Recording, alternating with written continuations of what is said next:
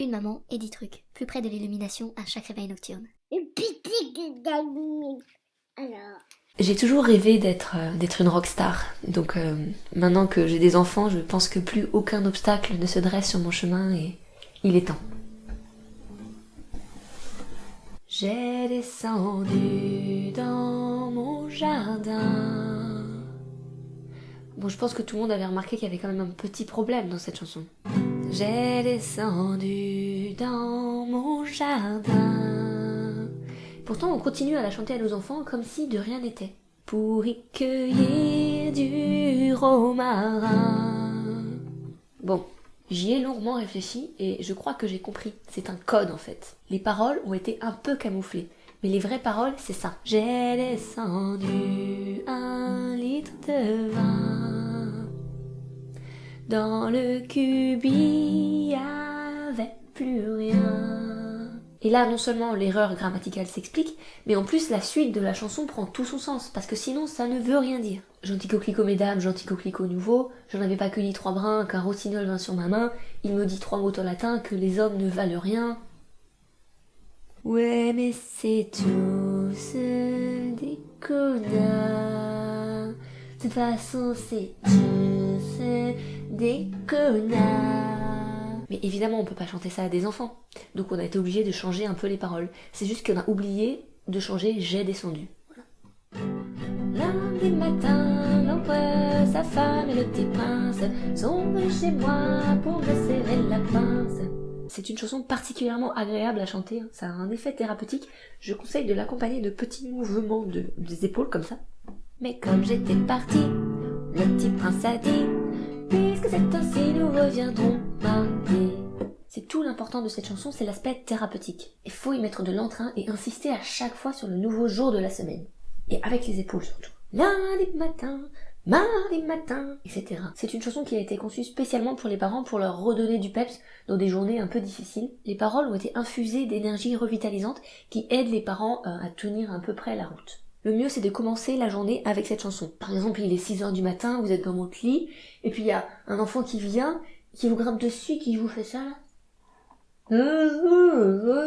Et vous êtes couché à minuit du soir la veille parce que les enfants dormaient et vous avez privilégié l'illusion de penser que vous aviez la soirée devant vous pour aller sur Facebook au lieu de dormir. Du coup, à 6h du matin, quand votre enfant vient vous réveiller et vous fait un espèce de chantage que si vous ne vous levez pas, c'est de la négligence parentale, et donc il faut vous lever, sinon votre enfant va prendre de la drogue plus tard parce qu'il aura été négligé. À ce moment-là, chantez cette chanson. Et n'oubliez pas les épaules.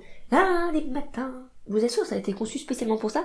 C'est pour ça qu'il y a tous les jours de la semaine, hein, donc vous choisissez le jour correspondant. Faites-le, et vous verrez, ça marche, hein, vous m'en direz des nouvelles. Maman, les petits bateaux qui vont sur l'eau ont-ils des jambes? Mais oui, mon gros bêta, s'ils en avaient pas, ils marcheraient pas.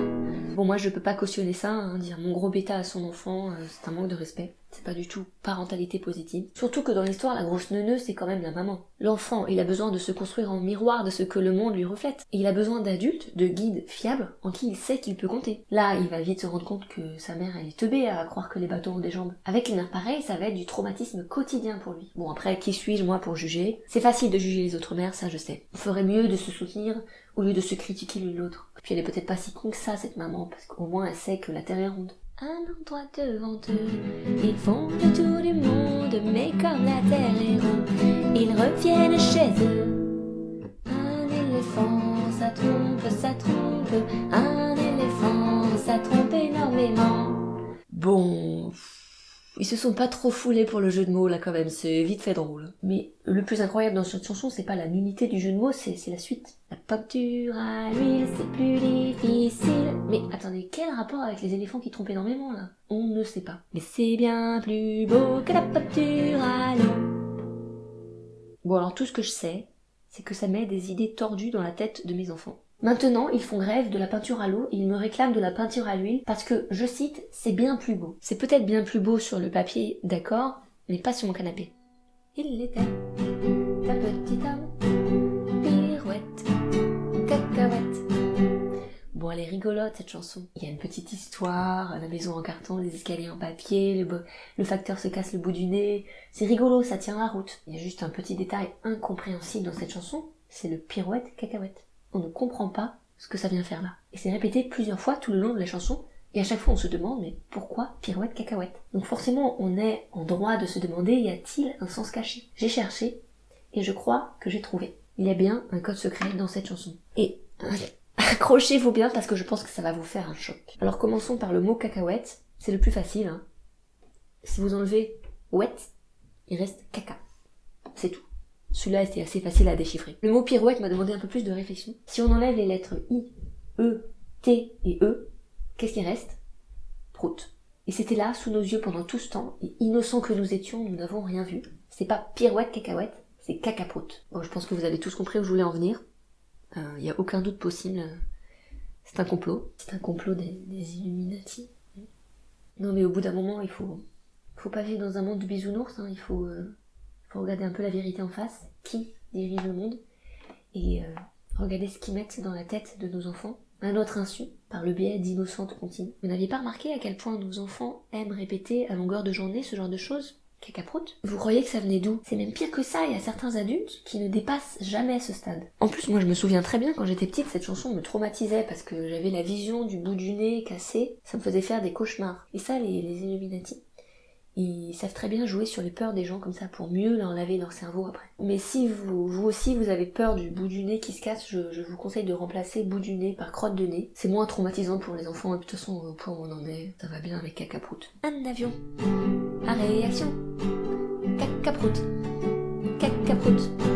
Un avion à réaction, à rattraper la crotte de nez, à rattraper la crotte de nez. Surtout que, je sais pas si vous avez remarqué, mais l'orthographe de cacahuète a changé depuis la réforme de l'orthographe. C'est plus cacahuète, c'est cacahuète. Donc ça c'est pas un complot, je sais pas ce que c'est. Donc voilà, c'était 5 comptines réinterprétées par mes soins.